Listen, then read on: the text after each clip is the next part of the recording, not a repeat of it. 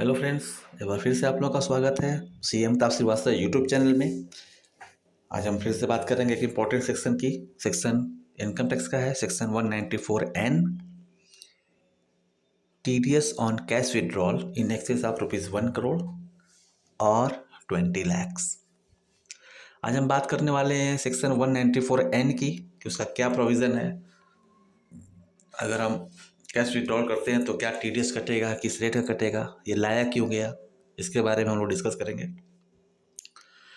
तो वीडियो को स्टार्ट करने से पहले चैनल को सब्सक्राइब जरूर कर लें। तो चलिए स्टार्ट करते हैं। 194N आया क्यों? फाइनेंस बिल 2019 में गवर्नमेंट ने 194N इनकम टैक्स एक्ट में इंसर्ट कर दिया, इंट्रोड्यूस कर दिया।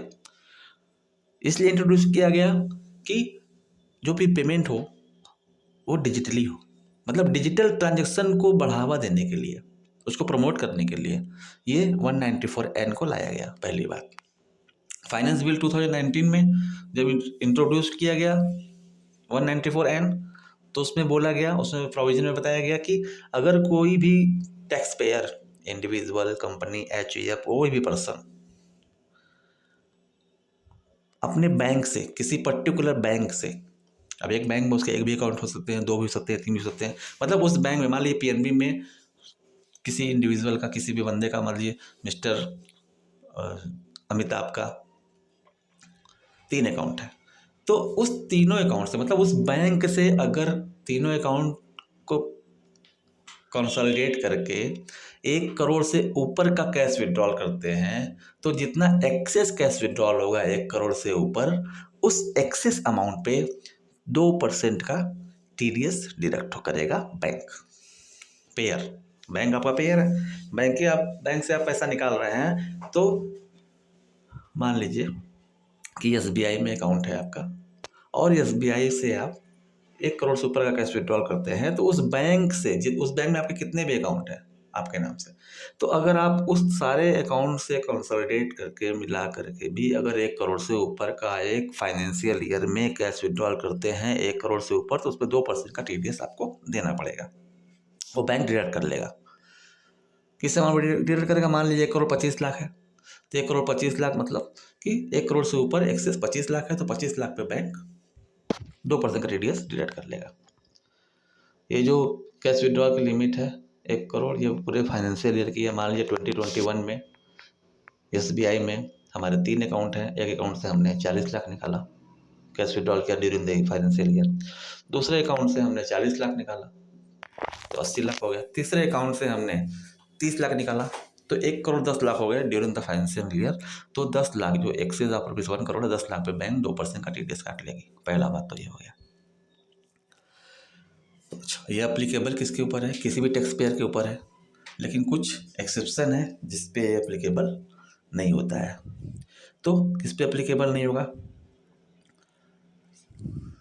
ये जो एप्लीकेबल नहीं होगा उसमें कोई भी गवर्नमेंट बॉडी, कोई भी bank including cooperative bank, any business correspondent of banking company, any white level ATM, any other person notified by the government, जिसको नोटिफाई करे कि भैया आपके ऊपर ये प्रोविजन अप्लाई नहीं होगा, आप कितना पैसा निकाल सकते हो।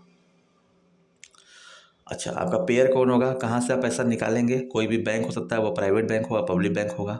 कोई भी कोऑपरेटिव बैंक से आप पैसा निकालेंगे तो भी ये प्रोविजन अप्लाई होगा, और अगर आप पोस्ट ऑफिस से निकालेंगे तो भी ये सेक्शन आपके ऊपर अप्लाई होगा। चलिए, तो फाइनेंस बिल 20 में क्या हुआ? फाइनेंस बिल 20 में क्या हुआ कि एक 194N में ही कुछ प्रोविज़न और ऐड कर दिए गए। उसमें क्या ऐड किया गया? उसमें क्या बोला गया कि अगर कोई भी टैक्स पेयर जिस प्रीवियस ईयर में, जिस फाइनेंशियल ईयर में पैसा विड्रॉ कर रहा है, मान लीजिए 2021-22 में वो कैश विड्रॉल कर रहा है, और उस टैक्स पेयर ने प्रीवियस ईयर के 3 रिटर्न फाइल नहीं किए हैं, 3 साल के रिटर्न फाइल नहीं किए हैं, तो उसकी लिमिट जो है वो 1 करोड़ से घट के 20 लाख हो जाएगी। कहने का मतलब क्या है कि मान लीजिए मिस्टर एक्स हैं, मिस्टर एक्स ने 19, 2021 फाइनेंशियल ईयर का ITR फाइल नहीं किया है, और 21-22 में वो कैश विड्रॉल करते हैं 25 लाख।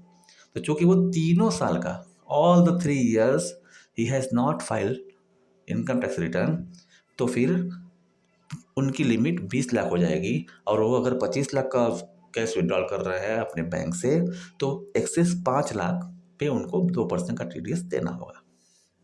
ये इंसर्ट कर दिया गया फाइनेंस बिल 2020 में। उसमें एक बात और भी कही गई कि अगर कोई बंदा 3 साल का अपना रिटर्न फाइल नहीं किया है, तीनों साल का रिटर्न फाइल नहीं किया है, तो उस बंदे ने अगर 1 करोड़ से ज़्यादा का कैश विड्रॉल कर रहा है, तो जितना भी 1 करोड़ से ज़्यादा का कैश विड्रॉल होगा, उस एक्सेस अमाउंट पे 5% का TDS कटेगा। मतलब उसके 20 लाख की लिमिट हो गई, 20 लाख से ऊपर विड्रॉल करेगा तो 2%, और 5 लाख 1 करोड़ से ऊपर अगर उसकी विड्रॉल लिमिट चली गई, तो उस 1 करोड़ से एक्सेस अमाउंट पे 5% का TDS उसको देना होगा, अगर उसने तीनों साल रिटर्न फाइल नहीं किया। अगर उसने प्रीवियस ईयर के 3 साल में किसी भी ईयर 1 साल भी, तीनों साल में 1 साल भी उसने रिटर्न फाइल किया है, तो ये प्रोविज़न उसके ऊपर अप्लाई नहीं होगा, 20 लाख की लिमिट अप्लाई नहीं होगी, वो फिर से पुराने में चला जाएगा, और उसके लिए भी 1 करोड़ की लिमिट अप्लाई होगी। 1 करोड़ से ऊपर एक्सेस अमाउंट पे 2% का TDS उसे देना होगा, तो फिर वो पुराने प्रोविज़न के अकॉर्डिंग ही काम कर सकता है। चलिए, तो ये बात हो गई कि 5% की लिमिट कब होगा, 5% का TDS कब होगा, 2% का TDS कब होगा, उसकी लिमिट क्या होगी, इन सब की हमने बात कर ली। अच्छा, तो अब हम बात करते हैं, एक एग्जांपल ले लेते हैं कि मान लीजिए कि कोई भी बंदा है, उसका SBI में अकाउंट है, PNB में अकाउंट है, और बैंक ऑफ इंडिया में अकाउंट है। SBI से वो 1 करोड़ का कैश विड्रॉल करता है, बैंक ऑफ इंडिया से भी सेम फाइनेंशियल ईयर में 2021 में 1 करोड़ का वहाँ भी विड्रॉ करता है, और PNB में भी वो जो तीसरा बैंक उसका है, उसमें भी उसको 1 करोड़ का कैश विड्रॉ करता है। तो चूंकि उसने 3 बैंक से अलग अलग 1 करोड़ की लिमिट का कैश विड्रॉल किया है, तो उसको कोई भी TDS नहीं देना है। क्यों? क्योंकि यहाँ पे पर्टिकुलर एक बैंक से उसने केवल 1 करोड़ ही विड्रॉल किया है, कैश विड्रॉल किया है ड्यूरिंग द फाइनेंशियल ईयर। अगर वो 1 करोड़ से ज़्यादा किसी बैंक में ही करता तो फिर TDS लगता। ये लिमिट जो है हर बैंक के लिए 1 करोड़ है, ठीक है। अगर एक ही बैंक है, एक बैंक में 1 करोड़, दूसरे बैंक है, दूसरे बैंक में भी 1 करोड़, तीसरा बैंक है आपके पास, तो तीसरे बैंक में भी 1 करोड़, मतलब 1 करोड़ की लिमिट पर बैंक है, पर अकाउंट नहीं है, पर बैंक है, ठीक है। तो ये बात हो गई इसकी लिमिट की। चलिए, अब मान लीजिए कि कोई बंदा है, अब उसके एक ही बैंक में 3 अकाउंट है, तो उस तीनों अकाउंट को चेक किया जाएगा और देखा जाएगा ड्यूरिंग द ईयर उसने कैश विड्रॉल कितना किया है। अगर उसने तीनों अकाउंट से मिला करके 1 करोड़ से ऊपर का कैश विड्रॉल किया है, तो 2% का उस पर TDS कटेगा। तो ये तो प्रोविजन थे आपके 194N के, कुछ एग्जाम्पल भी उसके हमने बताया आपको। वीडियो पसंद आता है तो वीडियो को लाइक ज़रूर करें, शेयर करें, और चैनल को सब्सक्राइब करें। फिर से मिलेंगे दूसरे सेक्शन के साथ, नए सेक्शन के साथ, नए वीडियो में। तब तक के लिए थैंक यू सो मच।